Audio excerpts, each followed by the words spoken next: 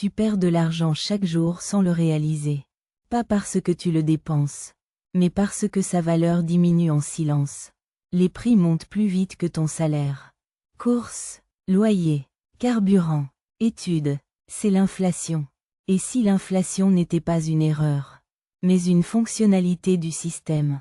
Depuis plus d'un siècle, elle est intégrée pour que tu ne prennes jamais réellement d'avance. L'inflation n'est pas la météo. C'est une politique. Les banques centrales la créent, la maintiennent et la manipulent.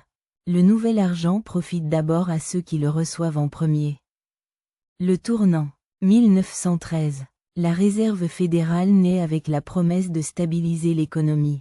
En pratique, sa fonction réelle deviendra de ne jamais laisser la dette cesser de croître. Dans notre système, chaque unité de monnaie naît comme une dette. Prêt bancaire, obligation d'entreprise, déficit public. Pour que l'économie croisse, la dette doit grossir.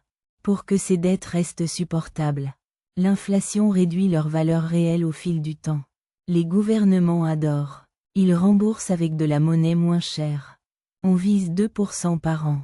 Modeste. À ce rythme, la valeur de ton argent est divisée par 2 en environ 35 ans.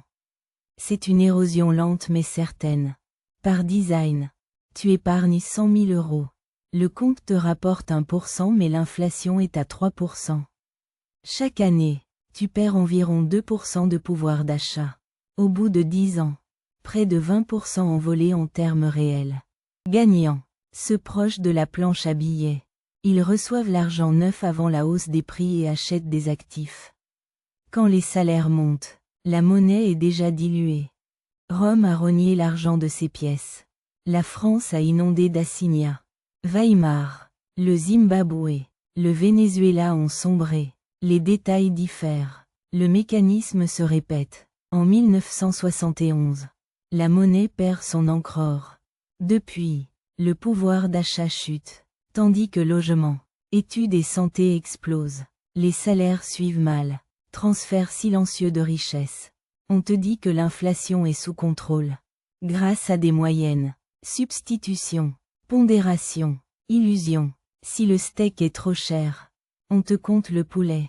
Ce n'est pas la stabilité. C'est la survie. On te dit d'investir pour battre l'inflation.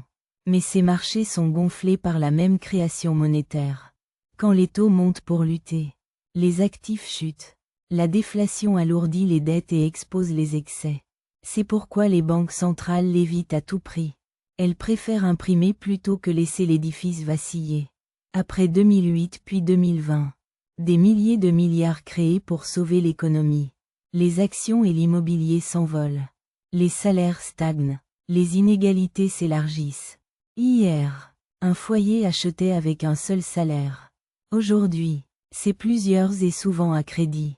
L'inflation gonfle les actifs, éloigne l'accès et forge une identité de débiteur. La monnaie fiduciaire repose sur la confiance. Elle s'érode lentement puis d'un coup. Quand la foi se brise, on fuit vers la valeur réelle.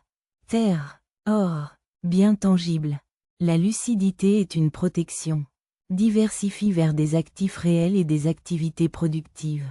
Investis dans la connaissance. Comprendre les règles te permet de jouer. Pas d'être joué. Alors, accident ou design, partage d'où tu regardes et l'heure chez toi. L'inflation frappe différemment selon les pays. Mais la logique du système reste la même.